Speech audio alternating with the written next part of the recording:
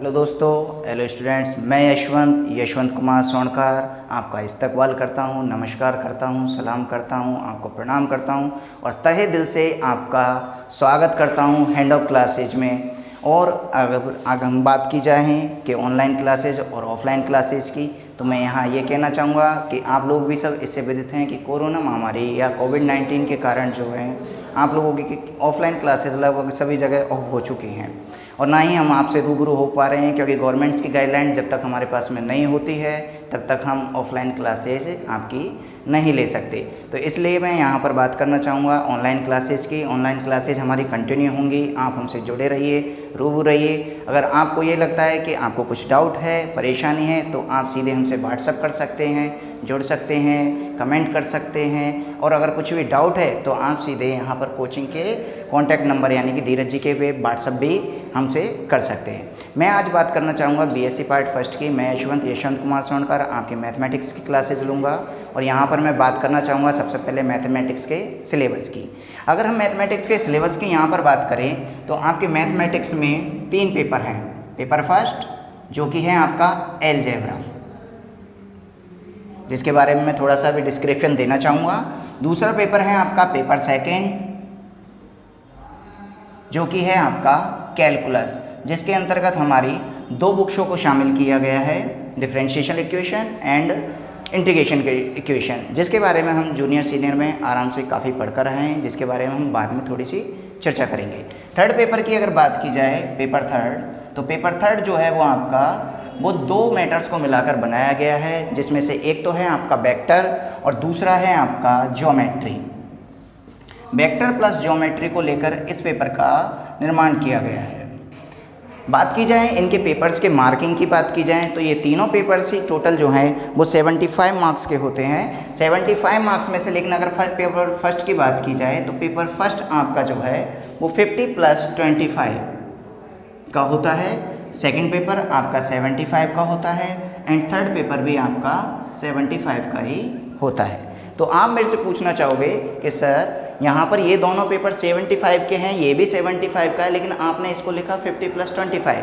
तो मैं यहाँ पर आपका थोड़ा सा ध्यान आकर्षित करना चाहूँगा, आपको बोलना चाहूँगा, यहाँ पर आपको नोट कराना चाहूँगा कि यहाँ पर 50 + 25 का मतलब ये है कि अब तक आपके जूनियर सीनियर में मैथ के लिए कोई प्रैक्टिकल नहीं होता था।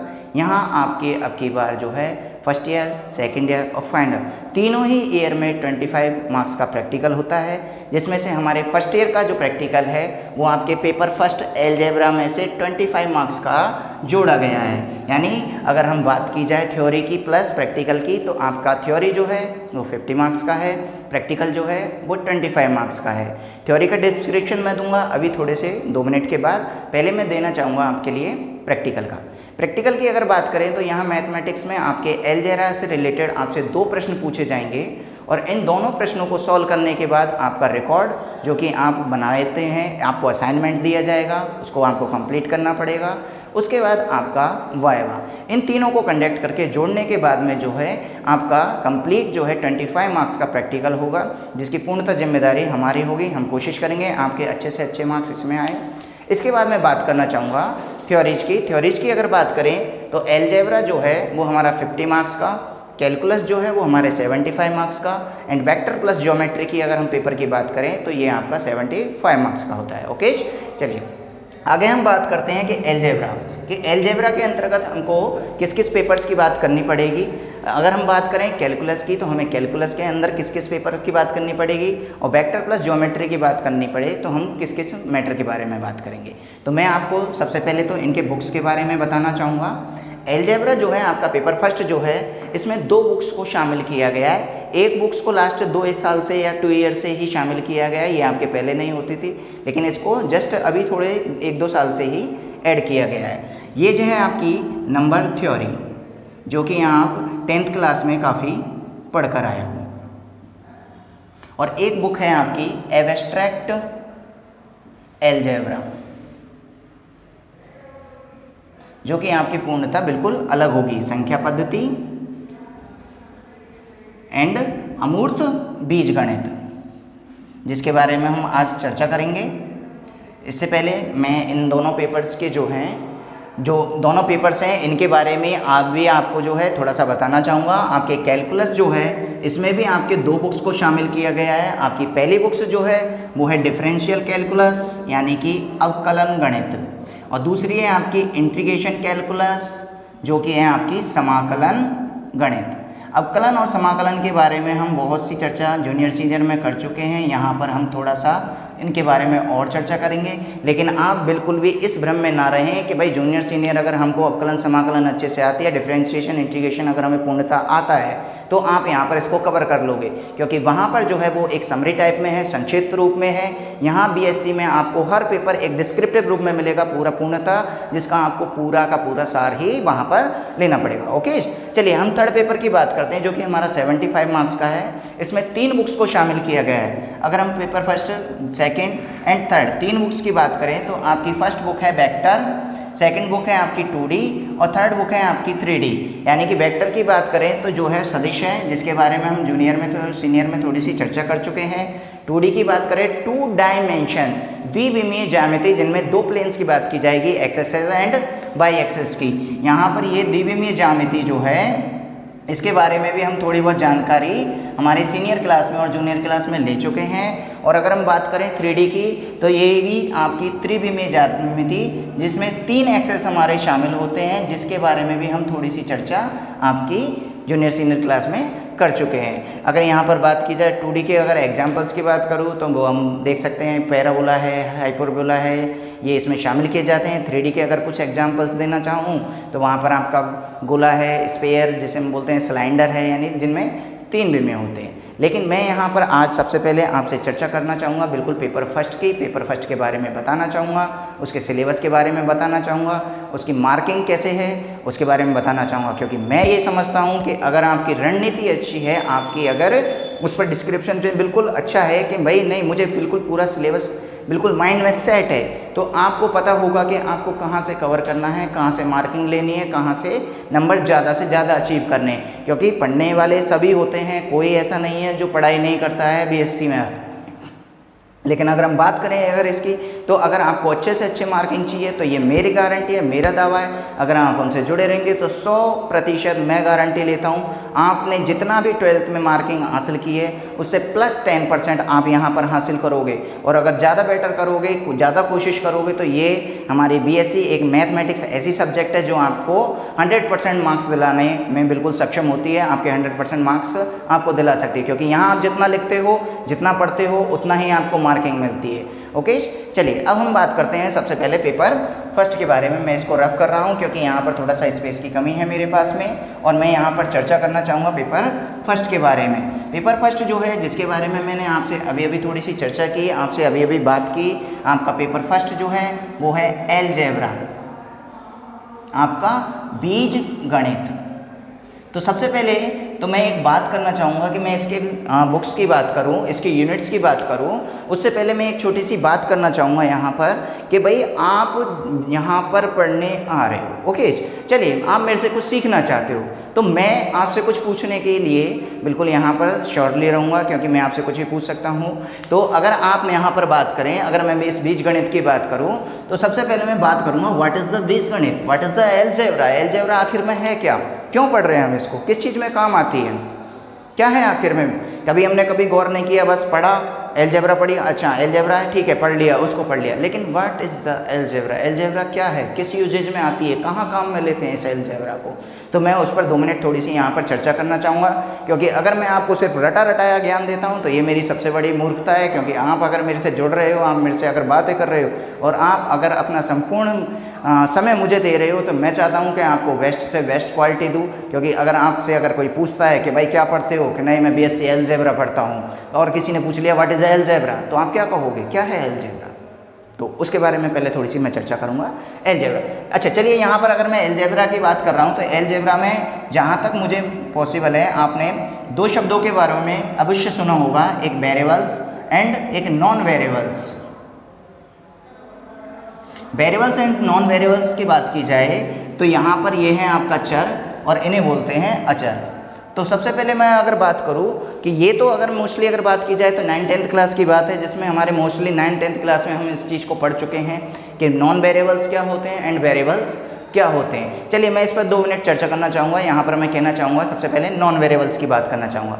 नॉन वेरिएबल्स वो संख्याएं होती है जो आपको पहले से ज्ञात होती है। अचर संख्याएं वो संख्याएं होती हैं जो आपको पहले से ज्ञात है, जिसके बारे में आप पहले से जानते हो। जैसे हम गणित की किसी भी संख्या के बारे में बात करें, 2, 3, 4, 5, 8, 2, 10 जितनी भी हैं, यानी ऐसी संख्या जिसका आपको पूर्णतः ज्ञान है कि हाँ ये है मेरे पास में, इसका मुझे मान पता है, इसकी वैल्यू मुझे पता है, वो है दैट इज मेन वेरिएबल, आपकी नॉन वेरिएबल। लेकिन अगर मैं बात की जाए वेरिएबल्स की, अगर वेरिएबल्स की मैं बात करूँ तो आप सीधी सीधी कहोगे कि नहीं सर अंग्रेजी वर्णमाला का जो भी है ABCD PQR ST XYZ मैं कुछ भी ले लूँ वो वेरिएबल्स, नॉट, ये आपका वेरिएबल्स में नहीं कह सकता। वेरिएबल्स मीन्स यहाँ पर होता है आपकी वो अज्ञात राशि, वो इंडिविजुअल वैल्यूज जो आपके पास में नहीं है। यानी आप आज तक यही पढ़ते आए हो, XY की अगर मैंने बात की भाई क्या है, वेरिएबल है। आपने बोला कि सर अंग्रेजी वर्णमाला का कोई भी अक्षर मैं यहाँ लेकर आता हूँ तो वो वेरिएबल्स है। लेकिन मैं यहाँ बात करना चाहूँगा, बिल्कुल आपसे कहना चाहूँगा कि आप अब तक जो है, आज तक आप जो थे वो बिल्कुल गलत है, क्योंकि मैं वेरिएबल्स की बात करता हूँ तो वेरिएबल्स एक ऐसी संख्या होती है, एक ऐसा नंबर होता है जो आपके पास में उपस्थित नहीं है, जो आपको बिल्कुल ज्ञात नहीं है। और अगर इन दोनों की मैं आपसे बात कर रहा हूँ, वेरिएबल्स एंड नॉन वेरिएबल्स की बात अगर मैं आपसे कर रहा हूँ, यानी चर और अचर की मैं बात कर रहा हूँ, तो इन दोनों का, यानी आपके पास में ज्ञात राशियों से आपको अगर अज्ञात राशि ज्ञात करनी है, आपको ऐसी वैल्यू ज्ञात करनी है जो इंडिविजुअल है, जो आपके पास में नहीं है, तो इन सब का relation, variables and non variables का रिलेशन ही, जो संबंध है, वो जाके आपका बनता है अलजेब्रा। यानी जो पेपर मैं आपको पढ़ाना चाह रहा हूँ, सबसे पहले मैं आपको बताना चाहूँगा कि ये है क्या। तो आई थिंक मेरे यहाँ डिस्क्रिप्शन देने से आपको कुछ थोड़ा सा समझ में आया होगा। मैं एक बार समरी टाइप में वापस कहना चाहूँगा व्हाट इज़ द अलजेब्रा, क्योंकि अलजेब्रा मुझे पढ़नी है, इसके पेपर्स मुझे पढ़ने हैं, तो मैं पहले बताना चाहूँगा बीजगणित है क्या। अलजेब्रा के लिए मैंने 2 शब्द लिए, variables and non variables. Non variables के बारे में बात की, ऐसी राशियाँ जो आपको पहले से मालूम है, जिनके बारे में आप ज्ञात है। वेरिएबल्स की बात करूँ, ऐसी राशियाँ जिनके बारे में आपको ज्ञात नहीं है। जैसे सपोज कीजिए मैंने कहा 2 संख्याएं हैं, 2 नंबर्स हैं आपके पास में, जिनका प्रोडक्ट जो है, मल्टीप्लाई जो है वो 6 है, और एक संख्या आपके पास में 2 है और एक संख्या आपके पास में नहीं है, तो आप क्या करोगे वहाँ पर, उसको मानोगे आप x।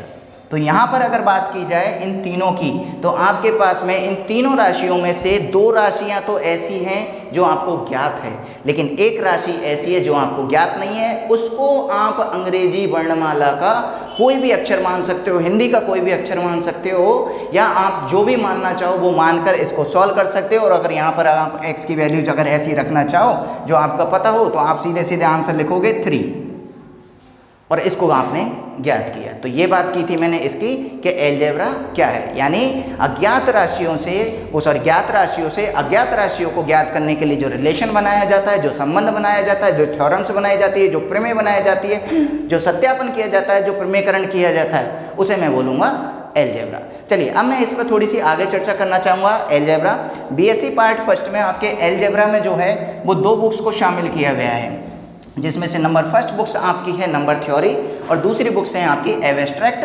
अलजेब्रा। इन पर मैं थोड़ी सी चर्चा करूंगा यहाँ। पहले सबसे पहले नंबर थ्योरी की, जो कि है आपकी संख्या सिद्धांत या संख्यात्मक सिद्धांत, और दूसरी बुक्स की मैं बात करना चाहूँगा जो कि है आपकी एब्स्ट्रैक्ट अलजेब्रा, अमूर्त बीजगणित, अमूर्त बीजगणित। चलिए सबसे पहले मैं चर्चा करना चाहूँगा दोनों बुक्स के बारे में। दोनों बुक्स अगर मुझे पढ़नी है, सीधी सी बात है, मैं यूनिट्स पर तो बाद में आऊँगा, आपको यूनिट्स तो मैं बाद में समझाऊँगा, क्योंकि अगर मुझे यही नहीं पता कि मुझे जो बुक्स पढ़नी है वो बुक्स है क्या बीमारी जिसके बारे में पढ़ रहा हूँ, अगर उसके बारे में अगर आपको नहीं पता तो आप क्या पढ़ोगे। जैसे मैंने कहा पेपर पढ़ा अलजेब्रा, अलजेब्रा आपको नहीं मालूम तो फिर बुक्स पढ़ने का कोई मतलब नहीं। चलिए मैं आगे बात करता हूँ। यहाँ पर इन दोनों की 2 बुक्स आपकी शामिल की गई है, आपकी संख्या सिद्धांत, number theory and abstract algebra. Number theory की अगर मैं बात करूँ तो सबसे पहले मैं बात करना चाहूँगा 2 शब्दों के बारे में। 2 शब्दों की अगर मैं बात करूँ तो सबसे पहले मैं यहाँ पर 2 शब्द लिख रहा हूँ। एक लिख रहा हूँ मैं यहाँ पर नंबर्स, ओके, और दूसरी यहाँ पर मैं बात कर रहा हूँ डिजिट्स की। यहाँ पर मैंने बात की आपके अंकों की, यानी कि एक तो है आपकी संख्या और एक है आपके अंक। तो मैं सबसे पहले आपसे यह पूछना चाहूँगा, यहाँ पर ये कहना चाहूँगा कि अंक और ये डिजिट्स, यहाँ पर ये नंबर्स और डिजिट्स की जो मैं बात कर रहा हूँ, what is the difference between the numbers and digits, यानी कि आपके अंक और संख्या में सबसे पहले तो मैं ये बात करना चाहूँगा कि आपके जो है इन दोनों में डिफरेंस क्या है, क्योंकि मोस्टली जो जिससे भी पूछा जाए वो नंबर्स को डिजिट्स समझता है, डिजिट्स को नंबर समझता है। तो मैं यहाँ सबसे पहले आपको बताना चाहूँगा, इन ऑल मैथमेटिक्स, गणित के अंतर्गत हमारे केवल 10 डिजिट्स होती हैं, जिनको हम बोलते हैं 0, 1, 2, 3, 4, 5, 6, 7, 8, 9।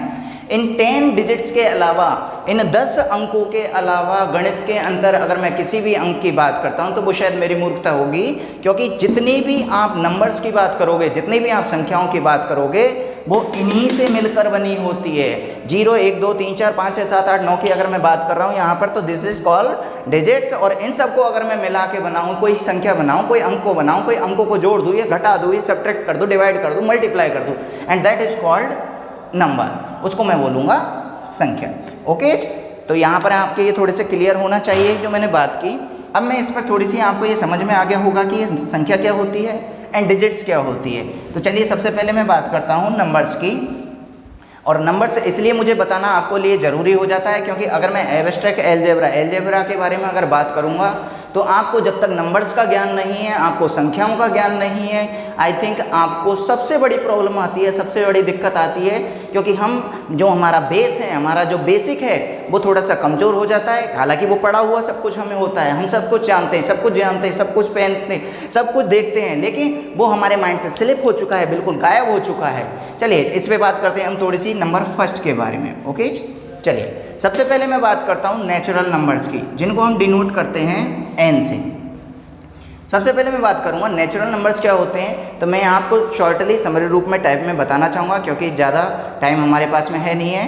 तो नेचुरल नंबर्स जो होते हैं वो 1 से स्टार्ट होते हैं और हमारे इनफाइनाइट तक चलते हैं, और इसको डिनोट करते हैं नेचुरल नंबर्स को हम n से, हमारी प्राकृतिक संख्याएं। दूसरी अगर मैं बात करूँ तो दूसरी संख्याएं होती है हमारी होल नंबर्स, यानी कि हमारे पूर्ण संख्याएं जो कि 0 से स्टार्ट होती हैं एंड कंटिन्यू होती हैं कहाँ तक, इनफाइनाइट, अनंत तक, हमारी पूर्ण संख्याएं।